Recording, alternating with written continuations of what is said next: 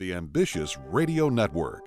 Conversations with ambitious entrepreneurs and thought leaders.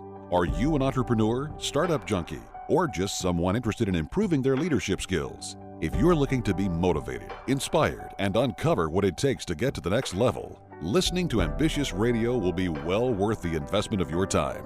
We have weekly engaging conversations with today's most influential thought leaders and entrepreneurs as they discuss their successes, failures, tipping points, and other priceless information that you can apply immediately after listening.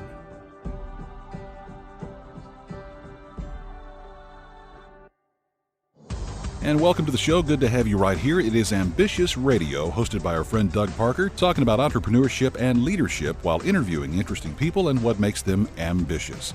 Now, you know the show wouldn't be possible without our sponsors, Grasshopper.com, the entrepreneur's phone system.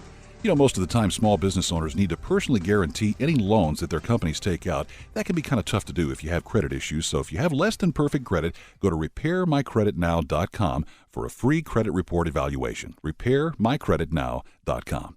Doug, what do we have going on today? Today, we've got a very exciting guest. We've got Nadya Zhexembayeva on the show today, and I am so excited. I don't remember exactly where I was first exposed to her message on reinvention, but I'll tell you what, guys, it is exciting stuff. She is so ambitious, and she's been called the Reinvention Guru by Ventures Magazine. She's the queen of reinvention, as she was on her TED Talk. Dr. Nadya is a business owner, educator, speaker, and author specializing in reinvention. And as a consultant, Nadya has helped such organizations as the Coca-Cola Company, ENRC PLC, IBM, Knopf Installation, Vienna Insurance Company, and many others reinvent their products, processes, and leadership practices.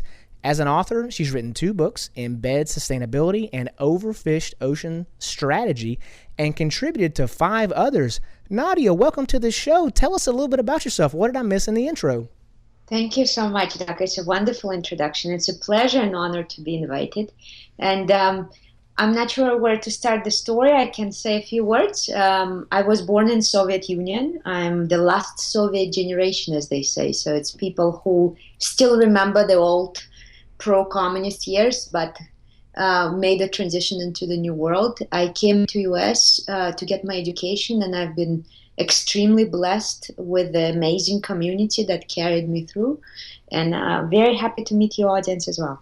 Well, I watched your TED Talk, and I'm always so, just thrilled to watch other people from other cultures and different things. And, as an American, I was born here in America. I've been here my whole life.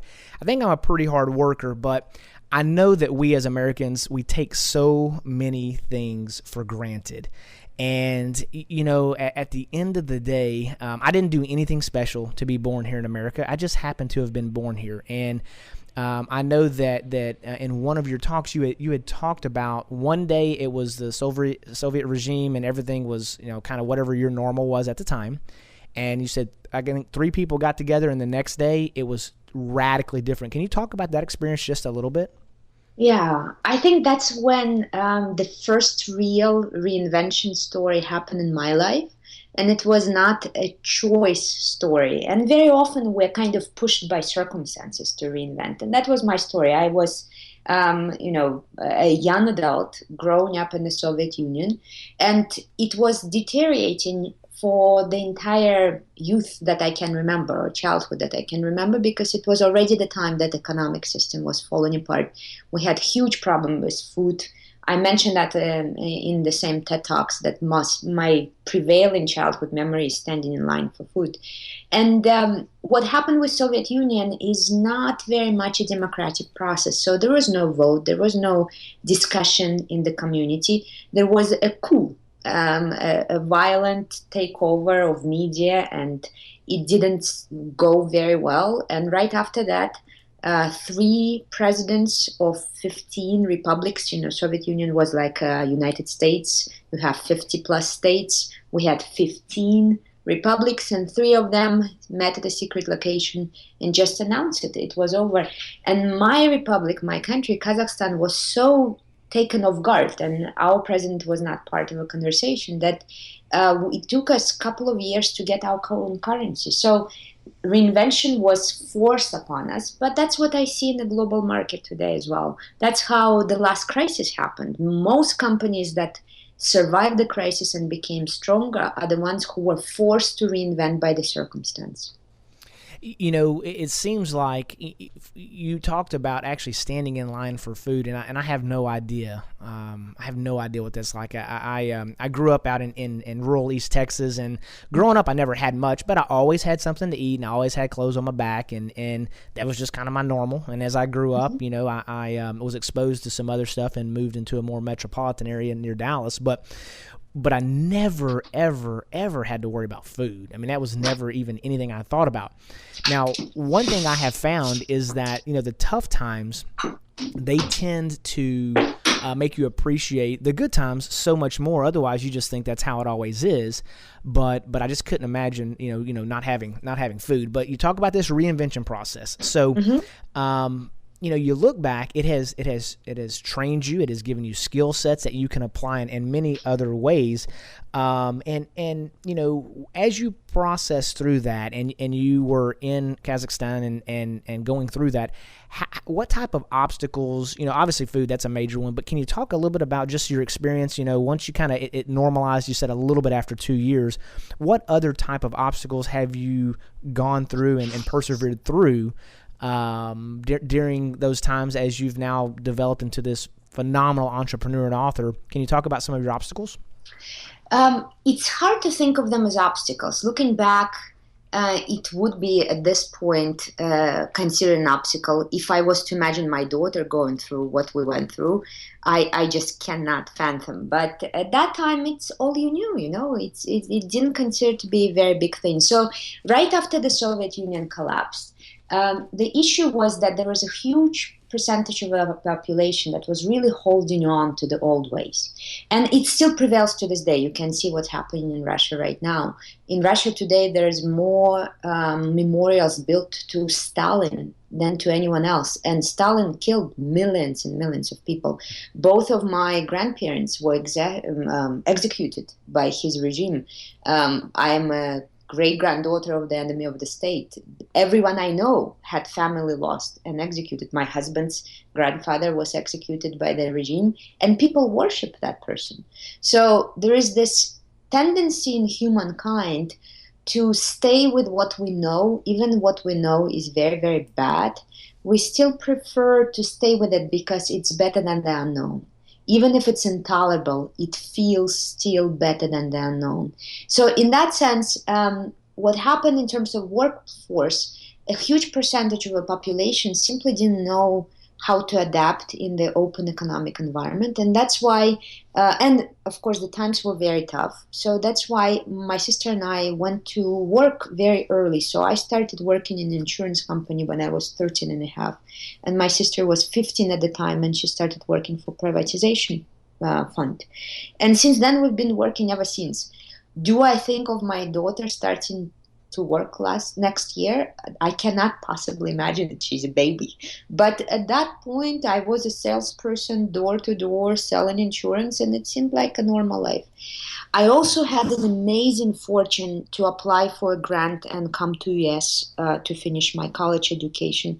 And I came with something like $200 and that was enough to buy sheets and toothbrushes and winter shoes. I went to school in upstate New York, and that's it.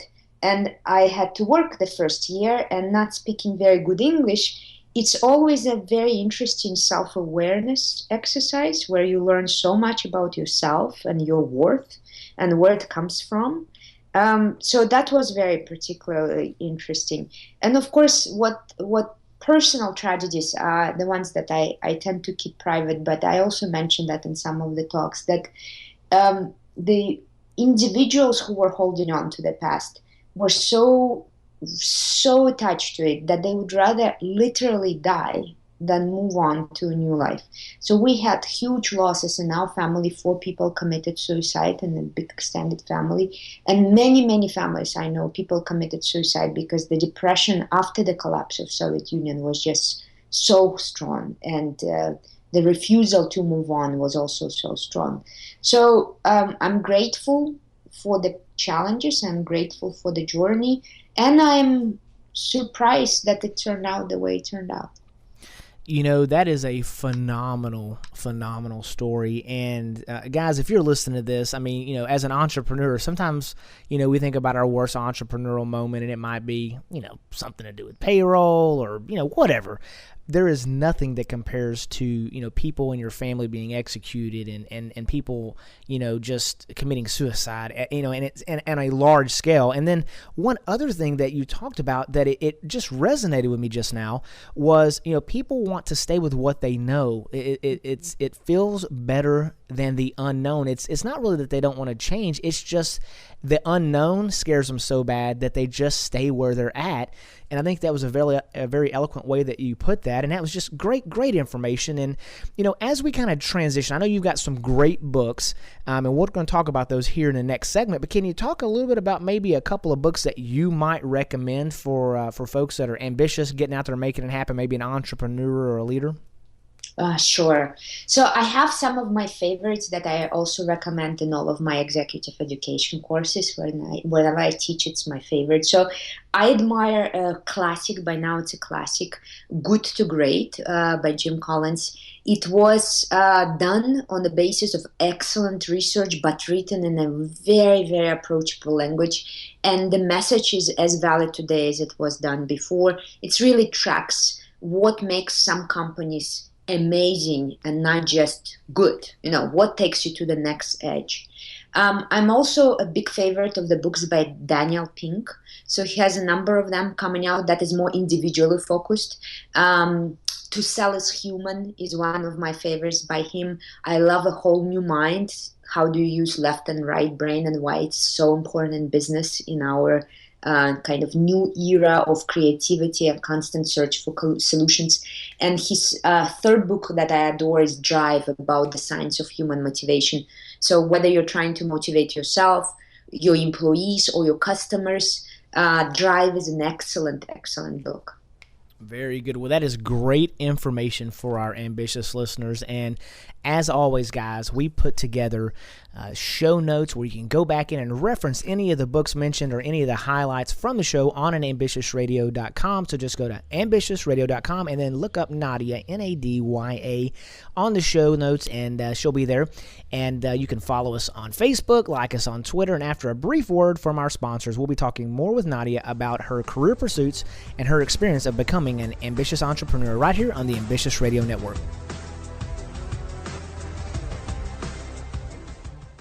Here's another RepairMyCreditNow.com story. It's a day this family had dreamed of for quite some time. They were finally getting that brand new SUV. The salesperson at the auto dealership gave them the keys and told them to take it for the weekend. He'd prepared the documents and called them Monday morning. The kids had already installed the headrest DVD when the phone rang. Seems there was a problem with their credit they were unaware of. They'd have to return the SUV to the dealership immediately. Embarrassing, to say the least. www.repairmycreditnow.com. Hello, this is Doug Parker with RepairMyCreditNow.com. Do you have less than perfect credit, a repo, maybe some late payments, a collection account? Are they being reported accurately? Studies show that over 70% of Americans have inaccuracies on their credit reports. Where do you fit in? Go to RepairMyCreditNow.com for your free credit report evaluation. And remember, your credit is your future. If you want to get started now, log on now. RepairMyCreditNow.com. RepairMyCreditNow.com. www.repairmycreditnow.com.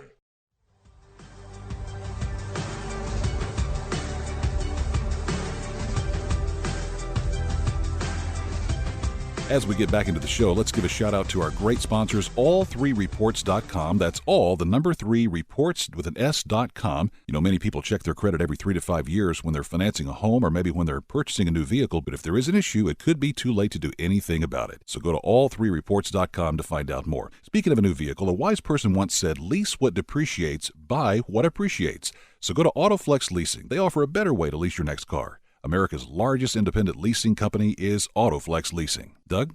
All right, welcome back to the Ambitious Radio Network, and we've got Nadya here with us today, and she is an expert in reinvention. How are you, ma'am?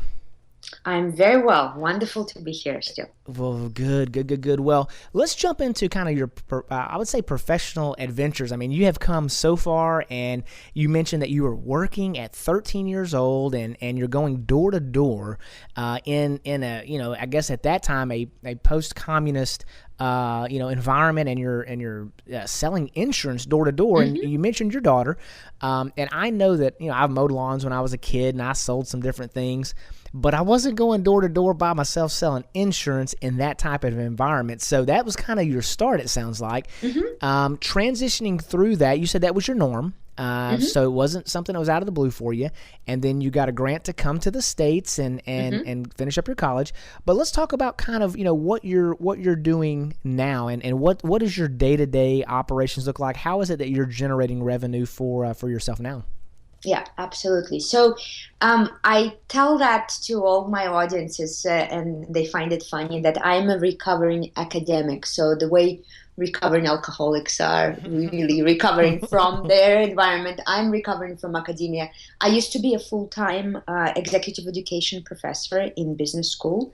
And a few years ago, 2010, 2011, my students, who are all executives, challenged me to put what I'm speaking about in practice. And they spoke about the fact that everything sounds so beautiful and inspirational and exciting in the classroom, and then you go back to real life and realize that it's actually not as black and white, and it's a lot of very difficult compromises, and you're sucked back into the complex organization. So they challenged me to take on more of a business role. And at that point, we already had our consulting company doing little projects. And since 2011, our own reinvention agency became really full-blown business pursuit for me. What we do is we create or we solve reinvention problems for corporations. If you will, we are kind of corporate fixers. Thankfully, not political fixers. I wouldn't be very good at that. But we do fix companies. And most of the time, companies themselves don't know what's wrong. They know that they're seeing declining sales, or they're seeing declining productivity. Sometimes they see employee dissatisfaction, disengagement, or turnover. So they see some sort of signal that the system is not healthy, that it's not well, and that it's on decline. But they're not quite sure where is the source of a problem. And our job is find the source of the problem, figure out a systemic way to renew and reinvent whatever is going on, so that we don't kill the past of the company, of the product, of a process, but we find a way to take it to the next level, to shed what is not working and to actually enhance what is working. So our projects are very, very wide range. They range as much as let's reboot the entire company and take it from being publicly listed to privately listed, to the projects, let's figuring out one product line, how to make that product line more successful, to let's reinvent the competence model for executives in a major corporation so that they're more equipped with skills they need to compete. So it's a wide range, but the system or the philosophy is always the same. Let's not throw the baby with the bathwater. Let's figure out what works. Let's shed what doesn't work, and let's take it to the next level. And if someone, wanted to engage with you in that, would the best way to do that is go to the chiefreinventionofficer.com website? Absolutely. Of course, we welcome new inquiries. We're also very blessed with the excellent client base, and we are really working on striking the balance between doing really high sales volumes and at the same time doing every project very well. So we are inviting you to check us out. We would be happy to consider a project, and we also want to make sure that you are satisfying your needs. What happens a lot for us is we recommend somebody else.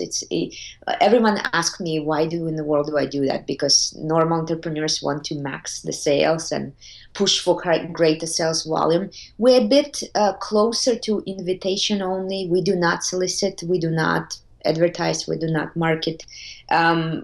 why I do so, I think there are many amazing providers of solutions around the world that can fit your needs a bit better than we do. But we are happy to consider your project. If we cannot help you, we'll find somebody else who can.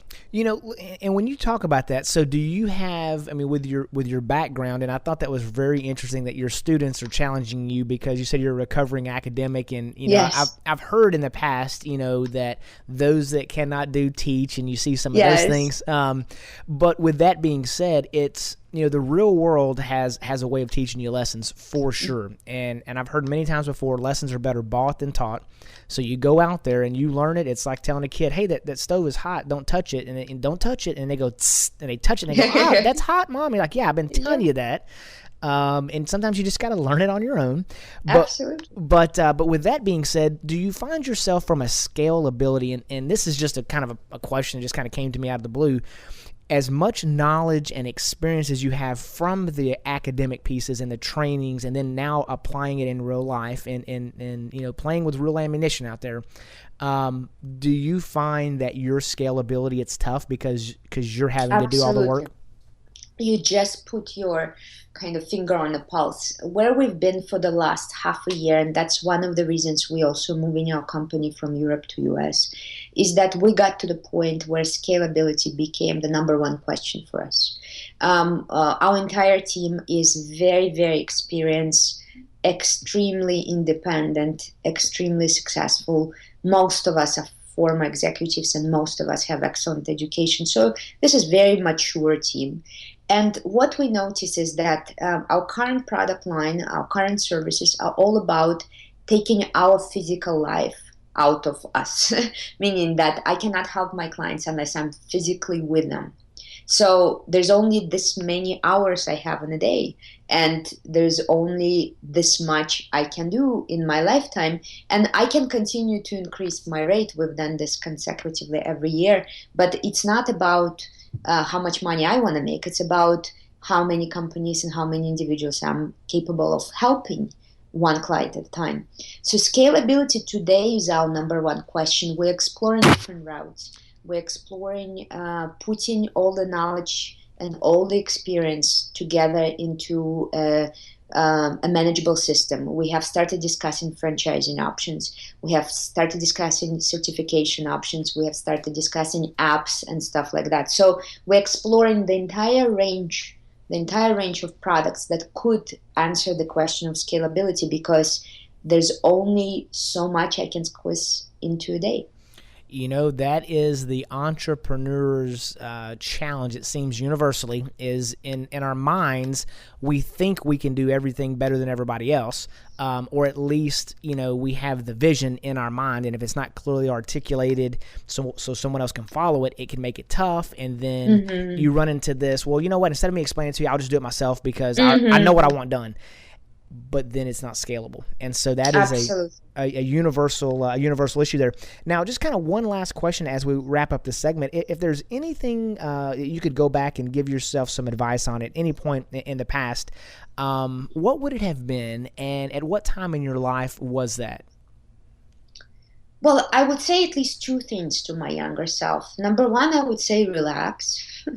It's not as serious, and it's not as difficult, and it's not as earth-shattering as you see in that very moment. And even if it is, because we've had a number of truly earth-shattering moments, you know, personal tragedies even if it is earth-shattering, it is there to also teach something that you can take out and become stronger. So I would say relax. The second thing is I'm only coming to this lesson now, which has to do with the difference between assertiveness and aggression. So I grew up in an environment where aggression was not acceptable. So I'm extremely kind of play nice, make it nice kind of person. I'm also a middle child. And I never really yet, and I'm working on it right now, learn how to be assertive without being aggressive, because being assertive is a must in business, and there is no other way to get to excellent result, to get to greatness. So start with assertiveness and don't mix it up with aggression. That would be my other advice. That is great information for our ambitious listeners. And if you're liking what you're hearing and you would like to be updated with new episodes that are coming out, you can subscribe by texting the word ambitious to 69922. That's the word ambitious to 69922. Standard messaging rates apply. See the website for full details. And next, we're going to be talking more to Nadya about the ambitious things that she's doing now and what is next right here on the Ambitious Radio Network.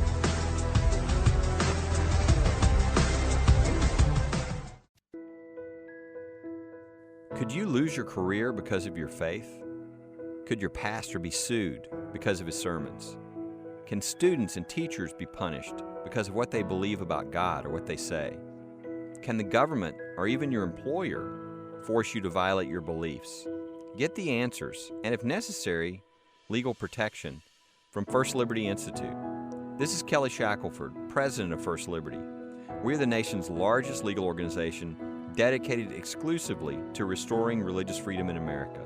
In fact, First Liberty's nationwide network of top attorneys win over 90% of their cases. We've won at the Supreme Court all the way down to the local schools.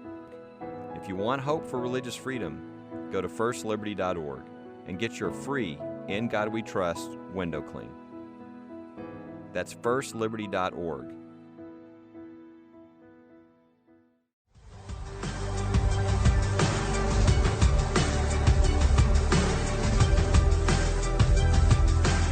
Back in here on the show, it's Ambitious Radio Network. Hey, are you thinking of expanding your business but don't want to spend tens of thousands of dollars on a new phone system? Consider Grasshopper.com. You get to keep your existing number, you have multiple extensions, voicemails transcribed, and no new hardware. Grasshopper.com is the entrepreneur's phone system. Let's get back to the show with Doug Parker. All right, today we are talking to Miss Nadya, and she is just giving us tons of golden nuggets that we can actually go back and apply right now to our lives and to our business, and I am just so thankful to have you on the show. Now, I know that you've got all kinds of great things going on. You're an author. You've written Embedded Sustainability and Overfished Ocean Strategy. You've done multiple TED Talks. I mean, you are doing all kinds of stuff. How is it that you determine what to do next? What does that process look like for you? A lot of it is about listening to my inner self and seeing what's bubbling up. And the last big wave of work that I've done is putting reinvention into more tangible, hands-on tool sets, materials, resources for anyone to use around the world so that they can reinvent themselves, they can reinvent their teams, their companies, their communities, and hopefully we together can reinvent the world, because clearly the world is in desperate need of reinvention right now. So reinvention emerged in a process of really working with my team very deeply, and figuring out what is that we've been so successful but never really put good words around. And many ask me, what is the difference between reinvention and transformation? What's the difference between reinvention and innovation? And these are all very connected ideas. What was important for me is two things. When we talk about transformation, very often transformation in real business is one of those heavily branded, poorly executed programs that start with some big slogan like Program Everest or Project Arrow, and then really doesn't change much. And we have a really big transformation fatigue. So it was important for me to really make sure that if we're speaking about any kind of change, it has a tangible, real positive uplift for the companies and for the individuals. The second thing is about innovation. Reinvention does not obliterate the past. When we talk about innovation, you have a kind of blank slate situation, so you don't really need to commit to where you were and really take into account the realities of normal business, which is what are the assets that we have, what are the commitments that we have, what is the physical location that we have, what are the competencies and skills that we have that we simply cannot forget about. And innovation assumes that all of that can be kind of scratched and you can start anew. The effort of reinvention is actually take the best of what is and add a new spin to it, which is a slightly different set of tools, procedures, approaches, and it's a different mindset altogether.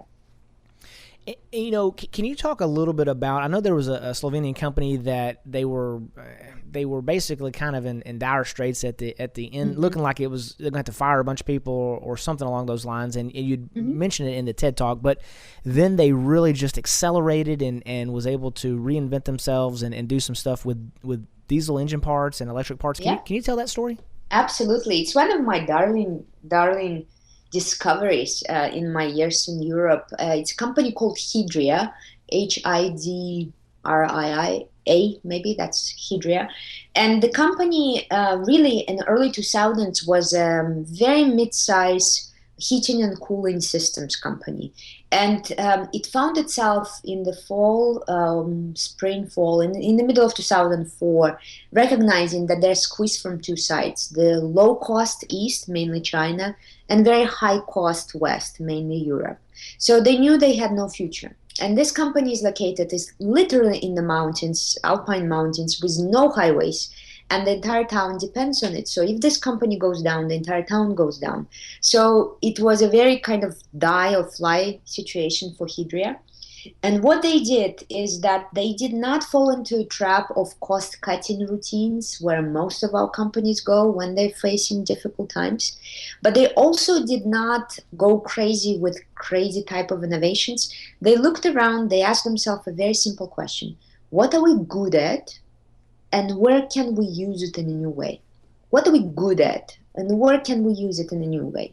And what they realized in many different kind of brainstorming sessions is that one area where they're very good is electric motors, because that's what inside the heating and cooling equipment. And there was an industry that was desperately looking for knowledge and competence and tools and products in electric motors, and that was car industry, because car industry, being a combustion engine industry, was not very skilled and very trained in electric motors. So in 2005, they introduced their first product. It was a tiny glow stick, no more than a size of a typical pencil, that measures the pressure inside the engine, car engine. And today, something like every 6th car on the road has Hydria parts, universally, globally. So this company went from near death to stellar performance, award after awards, big product range, all because they asked themselves a very simple question. What are we good at, and how can we use it in a new and improved way? That is unbelievable. So they didn't fall into the trap of cost cutting. What are we good Absolutely. at, and how do we use it in a different way? Mm-hmm. Unbelievable. That's great stuff. And you look at all these different things, and it's kind of a biblical principle. It talks about there's nothing new under the sun. The reality is that everything is already out there. It's just finding ways to reapply it, reallocate, and just do the entrepreneurial way of just not taking no for an answer. Just work hard, figure it out, and then do what you're good at. And just really make it happen. I mean, that's really great advice. Now, when we're talking about advice, what is one of the best pieces of advice maybe you've received before? Oh, that's a good question. I have so many amazing people in my life, and also people I meet once and they really have a lasting impact on me. I got a lot of messages in the last year or two, and maybe it's not the best piece of advice, but it's one that is near my heart today, in my career, in my life today, which is you cannot help anyone until you yourself are overflowing with energy, with joy, with strength. And it's very natural for entrepreneurs to really put themselves out there. It's very natural for us to work nights and weekends and whatever. It's very natural for us to get very excited about new ideas and, go bonanza on our emails and meetings and so on. But there is a limit to that creative energy unless we constantly replenish ourselves. And I remember recently in some of the videos that I watched, there is a wonderful quote by Oprah Winfrey when she said, I think she was in Stanford, and she was speaking to this young group of MBAs in Stanford, and she says, well, people used to tell me you're so full of yourself. And she said, I was very offended by that. But then now I take it as a compliment. I'm so full. My cup is overflowing. I would like to give some to the world, and I think it's a very, very difficult thing to be in an environment where there's a lot of demands on each other and a lot of easy judgments made globally between different countries, between different companies, between different people. But I think we have to make ourselves full. We have to make ourselves strong, so that we can give to others, whether it's product, services, or whatever else. Great information. You got to make yourself full, and you cannot help anyone until you are in a position where you're overflowing, and that's just great. It really is great stuff. Now, you mentioned a couple mentors over the years. Is there anyone that kind of sticks out right now, a particular mentor, and maybe something that they had shared with you? Oh, absolutely.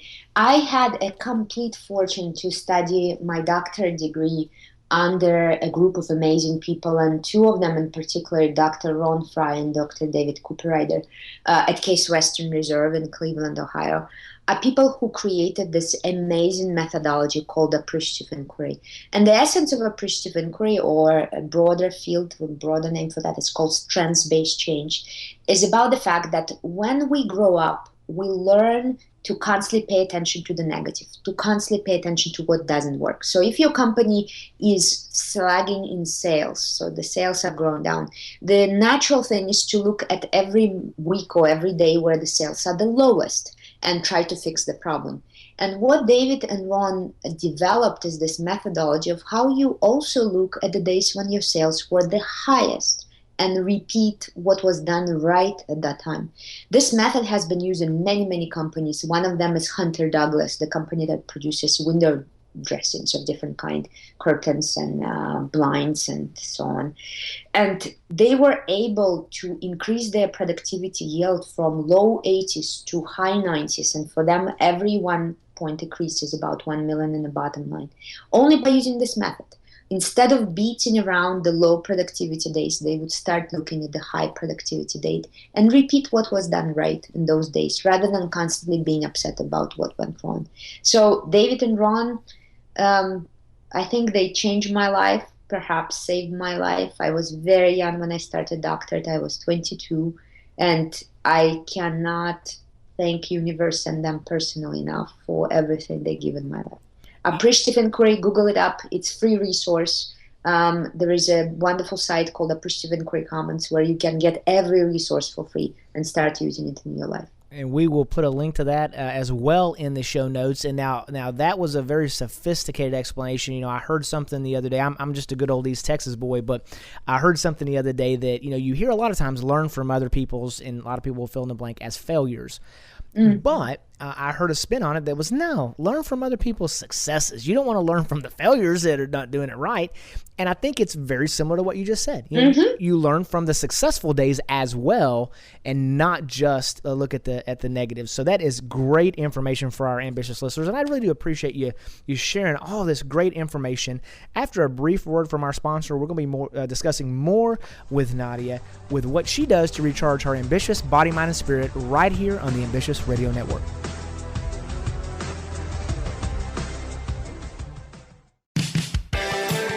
It's that time again. Summertime. Kids are out of school, running around, having fun in the sun. Leaving the doors open, trying to air condition the entire neighborhood.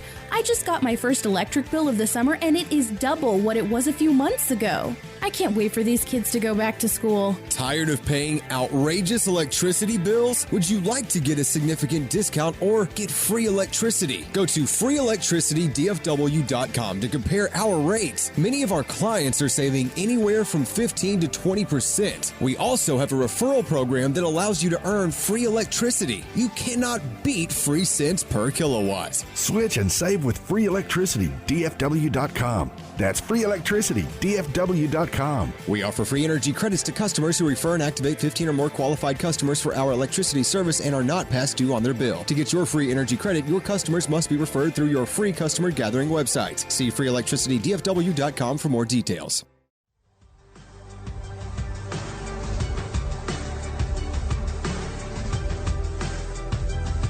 And we're back in here on the show. It's Ambitious Radio Network, recharging the ambitious mind, body, and spirit, made possible by RepairMyCreditNow.com. You know, having bad credit can be really draining.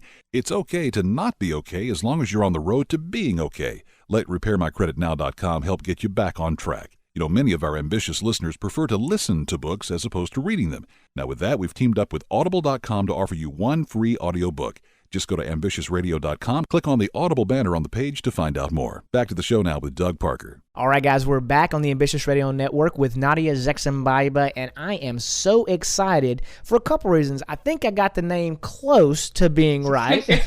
And thank you, Doug. And it was intimidating because I'm going to tell you what, it has a bunch of letters in it, and I am appreciative that she pronounced it for me a couple of times throughout the show here today. But with that being said, we're going to jump right in because as you guys can tell, she has done so much, is really so intense, and she talked about the differences between aggression and assertiveness, and you know, coming from a really a totally different culture, a communistic society, to thriving in a capitalist society. But that takes a toll on you, and so I want to talk a little bit about what you do to recharge. What do you do to recharge your ambitious body, mind, and spirit?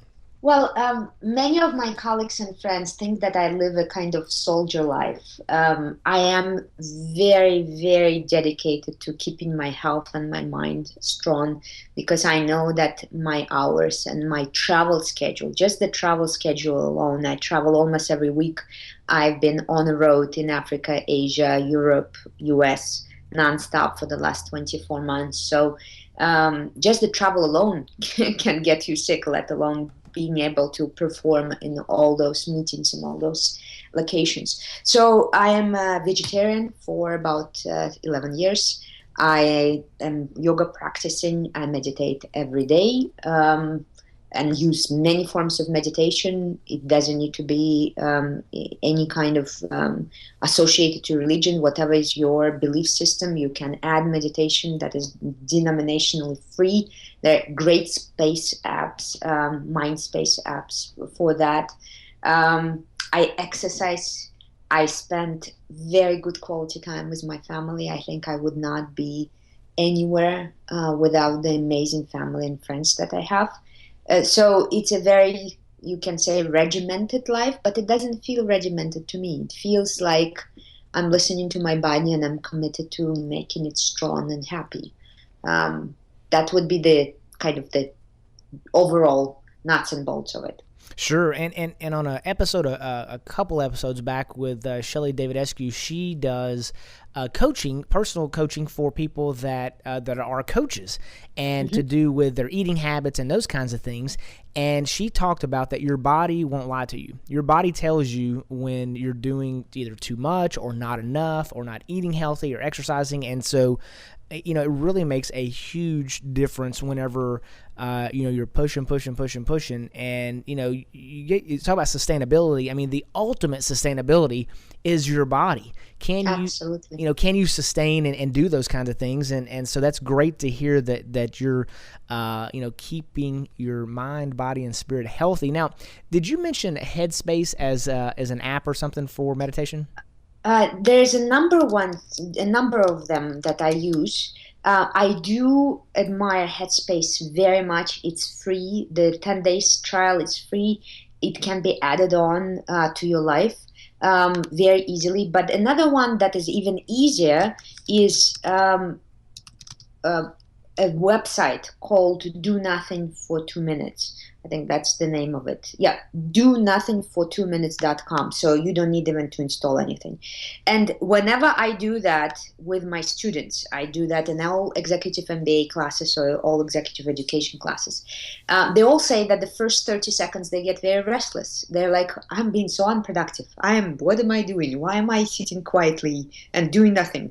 And then they notice that the quality of their thinking, the kind of refresh and reboot from those 2 minutes is exceptional. So you don't need too much time. There was an excellent little snippet on Huffington Post a couple of days ago by a Buddhist monk that explains that you can meditate anywhere, anytime, and all you need is 1 or 2 breaths. So it's really important thing to add to our body and mind and spirit this time to reboot and recharge. And many people do it also through physical exercise. Any kind of repetitive motion is a meditation. If you're a runner, if you're a biker, if you're a swimmer, you are meditating, just in a different form. And this is why your mind feels so much better afterwards. So Headspace is one, do nothing for 2 minutes.com is another, and also disconnecting. So I am a really horrible person when it comes to social media. I am obsessed with social media. I love my Twitter followers. I just hit 40,000 today, so I was very excited about that. And there's a dark side to that. So I learned to self-control by installing an app called Self-Control on my computer. And what it does, you set a timer and all social media sites are blocked until the timer is off, no matter what you try to do. And that helps me self-control. It sounds funny, especially for obsessives of us, but it really, really helps when I need to write those very complex documents, or when I'm writing my book. I just set the timer and I don't touch social media. You know, it's amazing how the things that make us so great in some situations, they can really be such a handicap in others. So you're so absolutely, you know, you're driven and you're intense and you're focused and you're just making it happen. And then all of a sudden you're driven and you're focused and you're intense, but social media never stops. It's the endless thing, and it can drain so much time if you're not careful. So speaking of social media, so obviously you say you're social. So how would someone engage with you on Twitter or Facebook, those kinds of things?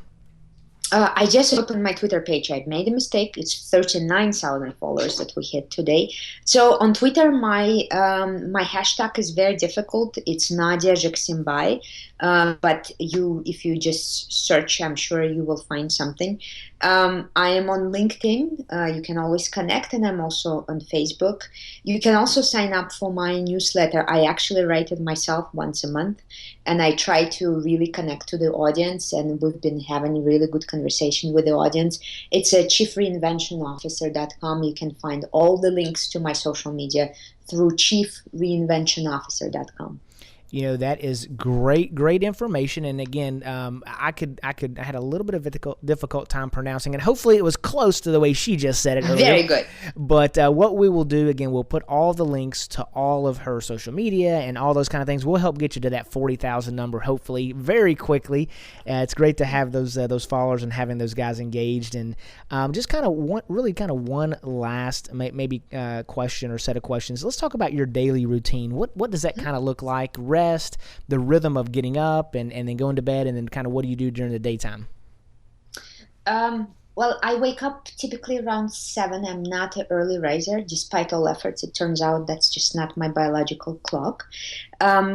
Depending on where I am. So if I'm on location, I usually work between 16 and 18 hours on location, which is insane, and I do not recommend it to anyone, but that's just my system.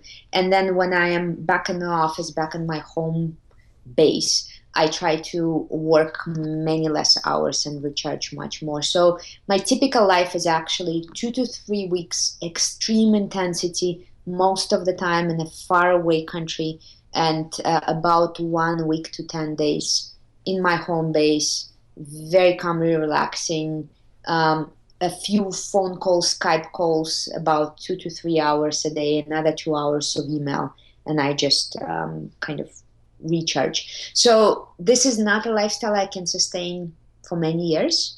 As I said, I fly nonstop. There's one hotel in Asia where I stay more than 100 days a year. Imagine how much they know me. every third, every fourth day a year I spend there.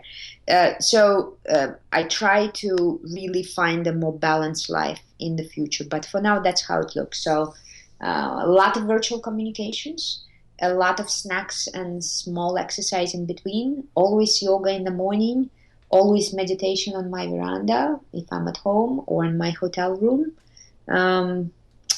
Also a lot of meetings. So what happens when I'm working is actually I am a facilitator of new life, of new being in business, a new kind of wave of life in business. So I spend a lot of time in meetings, but I find them, when they're done right, extremely productive, short, effective, and get people to be much more calm about changes that are happening.